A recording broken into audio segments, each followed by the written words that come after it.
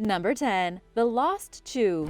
Very little is known about the ancient Chu. According to Chinese legend, the first ancestor in the Chu royal bloodline was Zhu Rong, known as the god of fire. He acted as the advisor of Emperor Shun, in charge of observing the weather and everything related to fire, such as preventing forest fires and controlling burning grass. At the end of the Shang dynasty, Zhu Rong's descendants traveled south to the Henan province, where they established the capital of the Chu people at Danyang. From here, the kingdom expanded through the area, conquering many of the more primitive barbarians who were still living in China at that time. They called them barbarians. We don't know who they were. They then became one of the most powerful kingdoms in China for about 800 years, from 1030 to 223 BC. From what historians can scrape together, the Chu people were quite extraordinary. Not only did they believe in ghosts, but they also believed in magic and witchcraft. Like many ancient kingdoms of the time, they believed that death was merely a transition to another form of life. And much like other cultures at that time, the most important people in society were buried with precious treasures that they could take with them to the next world. Jade and bronze figures, musical instruments, bamboo scrolls, and more. They worshipped their ancestors, the legendary firebird phoenix, the sun, and the mountains. But after conquering many tribes of barbarians and ruling for nearly a millennia, the Chu kingdom was defeated by the king of Qin. He marched 600,000 soldiers on the capital and completely wiped them out. It was the beginning of Ying Zhang's plan to unify all of China under one banner. After the brutal defeat, the Chu kingdom collapsed and the culture vanished. Number 9. Fiji's lost culture.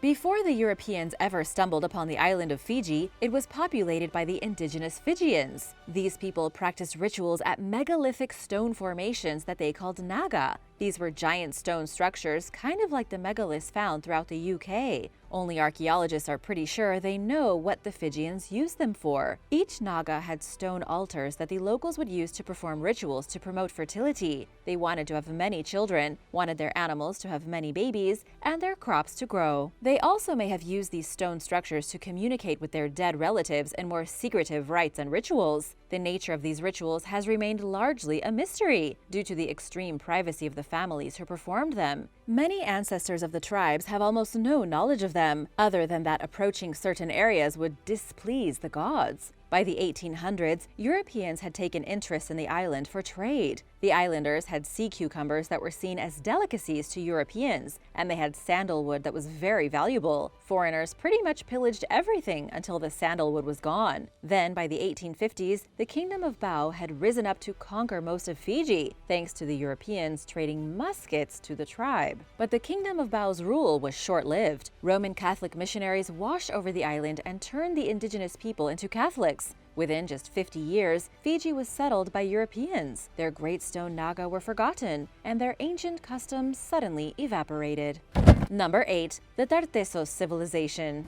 The Tarteisto Civilization literally burnt their own kingdom to the ground. It happened 2,500 years ago in what is now Spain. The capital of the kingdom held the same name as the civilization, Tartessos. It was a port city that emerged in the 9th century BC, and according to ancient texts left behind by the Greeks, was an almost mythical culture, extremely rich in both technology and resources. They mastered shipbuilding and metallurgy, they spread their cultural beliefs throughout the area of southern Spain, and then they vanished without a trace. In fact, Tartessos is believed to be the first recorded civilization in the Western Mediterranean. But how and why did the Tartessos civilization burn to the ground? Excavations at their ancient capital between 2014 and 2018 showed proof that the civilization vanished following one great big fire. There were events leading up to this great finale, what some archaeologists believe could have been a series of earthquakes and tsunamis that wiped out their coastal settlements. Whatever happened, it only took about 50 years. All of their small cities were destroyed to the point that all that remained was their capital. Now, nobody knows exactly what happened for sure. That being said, archaeological evidence suggests that the Tartessos kingdom burned down their own city after a great feast and dozens of animal sacrifices.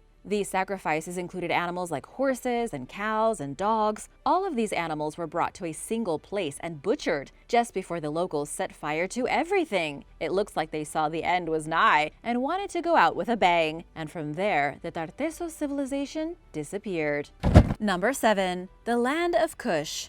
The Great Kingdom of Kush is one of the most mysterious ancient civilizations in the world. The geographical location for the Land of Kush is in modern-day Sudan, located just south of Egypt. We know today that the kingdom dominated this area of Africa from 2500 BC all the way to 300 AD. That's a massive amount of time, almost 3,000 years. This was a huge territory and a very powerful kingdom, one that erected even more pyramids than the Egyptians. And yet today, there is almost no mention of them anywhere in popular history. While the details are uncertain, according to religious traditions, the Kingdom of Kush has been directly linked to Cush with a C, the grandson of Noah from the Bible. In the Bible, it's written that Noah's descendants lived throughout Northeast Africa, and considering his grandson was named Cush and the kingdom became known as Kush with a K, it's a pretty specific coincidence. There was a lot of engagement between the Egyptians and the Kingdom of Kush. They traded, fought wars, and each one adopted fragments of the other's culture. In 1500 BC, the great pharaohs of Egypt marched south and conquered the Kush capital of Kerma, establishing their own forts and building their own temples. Egyptian rule continued until the 11th century BC, when a new era of Kush kings rose to power and took their land back. This kind of fighting went on until climate change caused drought and famine. At around the same time, the kingdom of Aksum rose in the south. By the 4th century AD, Kush had lost all its power. Number 6. The Mughal Empire. The Mughal Empire only ruled for about 300 years, and yet it was one of the most important kingdoms in India's history. In 1650, the Mughal Empire was a major power in the Islamic world. Aside from them, there was the Ottoman Empire, as well as the more recently developed Safavid Persian Empire. In 1690, the Mughal Empire controlled almost all of India, with a population of about 160 million people. They organized themselves based on a system developed by the legendary Mongolian leader Genghis Khan. But this should be no surprise, considering the empire was founded by Prince Babur, who was descended from Genghis Khan on his mother's side. He conquered northern India in 1526, defeated the Sultan Ibrahim Shah Lodi, and then cemented the Mughal Empire's presence in the subcontinent. The Mughal Empire was responsible for building the Great Taj Mahal, an iconic image and major tourist site after the Emperor Shah Jahan's wife died in 1627. The Taj Mahal was built as a mausoleum in memory of his beloved wife, a labor that took nearly 22 years to complete in her honor. Like all empires, the Mughals eventually fell. There was a great revolt in 1672. The rulers lost much of their authority and began to lose certain regions, such as modern-day Afghanistan. And by 1707, the British showed up, and that was pretty much the end for the once great empire. Number 5. The Cucuteni Triplian culture.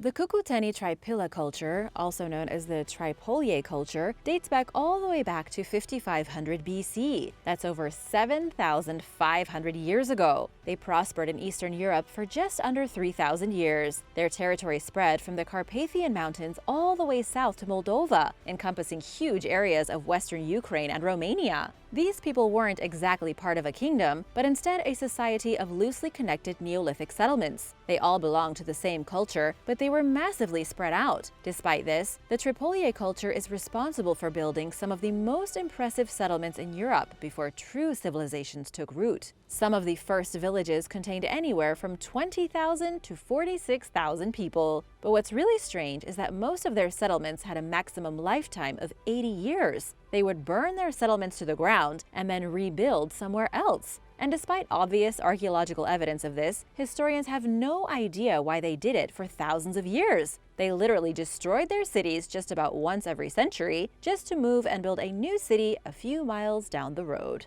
Number 4. The Urartu. Archaeologists in modern Turkey have been making some pretty incredible discoveries in regard to the lost Urartu kingdom. For 5 years, archaeologists have been investigating the remains of the Urartu in the Van province. Specifically, they've been digging at Kavustepe Castle, which dates back to around 3,000 years ago. Another incredible monument that has withstood the test of time is the Van Fortress, built between the 9th and 7th century BC. The fortress is home to inscriptions carved across 2 generations of kings, King Darius and then Xerxes. The archaeologists most recently uncovered burials containing the remains of Urartu citizens from 2,750 years ago. These bodies were found in old and forgotten necropolises, buried until now under layers of dirt. But just who were the Urartu? They were a kingdom that rose up in the Iron Age and lived high in the mountainous regions of northern Turkey, Iran, and Mesopotamia. They came onto the scene in the middle of the 9th century BC, wielded massive political power throughout the Middle East for 300 years, and then were suddenly gone. All that remains today are a few ruins, including the mysterious Kavustepe Castle, high up in the mountains. It was used a lot during the Middle Ages, and it holds a lot of information that scientists are trying to uncover. There are all kinds of hidden rooms, niches, inscriptions, buried pots, remains of sacrificial animals, all probably used to honor Haldi, the god of war. The greatest mystery of all is what happened to the Urartu. Some historians say it was probably the neighboring Assyrians or the Scythians, the Sumerians or the Medes. They had many enemies who wanted nothing more than to wipe them out.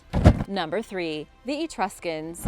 The Etruscans flourished in Italy hundreds of years before Rome was even founded. They showed up in the 8th century BC and vanished in the 3rd century BC. This was the original Italian kingdom that was ultimately destroyed and then assimilated into what became Rome. But believe it or not, the Romans adopted a lot from the Etruscans, including their clothing, their religious beliefs, and even their architecture. There are plenty of Etruscan tombs, statues, temples, and examples of art still standing in Italy today. The Etruscans are considered Italy's first great civilization. Before Rome, the Etruscans were banded together by a common language, religion, and culture. However, they weren't really under a single rule. All the cities in ancient Etruria were independent states. They each had their own ruler and developed independently of one another. They developed their own manufacturing, art, and everything else. Coastal cities evolved at a faster pace, and the whole region prospered from trading with each other. All that trading and prosperity came to a dramatic halt in the 3rd century BC. Up until then, Rome had been the friendly little neighbor. But as Rome became more powerful, it began to flex its muscles. The Etruscans were first invaded by a northern Celtic tribe, with the attacks going on for somewhere around 200 years. In 280 BC, when Rome finally defeated all the major cities of the Etruscans, there was nothing they could do except crumble and submit to the great Roman Empire.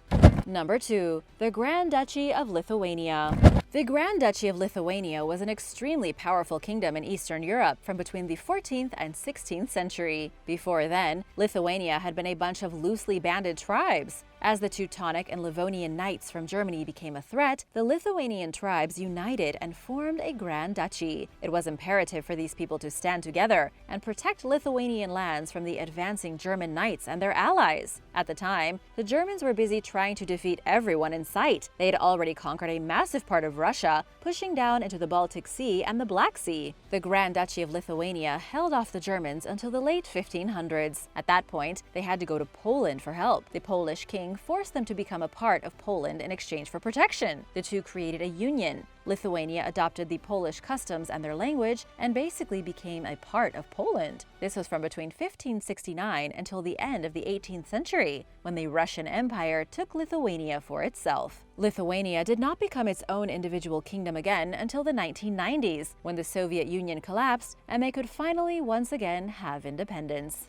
Number 1. The Gandhara. The Gandhara kingdom has been extinct for a very long time. They lasted from the 6th century BC to the 11th century AD. At 1700 years, the length of time the Gandhara existed is pretty impressive. They really hit their stride in the 5th century AD under the rule of the Buddhist Kushan kings. This was when the kingdom controlled huge parts of northwestern India, in what is today Pakistan, and much of eastern Afghanistan. It was an interesting kingdom because they were located at the crossroads of East and West, two very different cultures. It was a bizarre fusion of Greek and Buddhist beliefs, especially following the invasion of Alexander the Great into northwestern India. In fact, the Gandharan city of Taxila was one of the only places in the ancient world that was important in both Hinduism and Buddhism, while still being influenced by things happening as far away as the Mediterranean. But all the fun and games came to a great end when the Huns showed up in 450 AD and captured the entire kingdom. They didn't just take one city, they conquered the entire kingdom. And because these are the notorious Huns we're talking about, they didn't care at all about the unique convergence of cultures. They didn't adopt any of it, and instead tried to destroy everything. After 450 AD, the cultural uniqueness of the Gandhara kingdom was gone. So too were all of its people, tragically wiped off the map. Thanks for watching! Which forgotten kingdom do you find the most fascinating? Let me know in the comments below, and remember to subscribe if you haven't already. See you soon! Bye!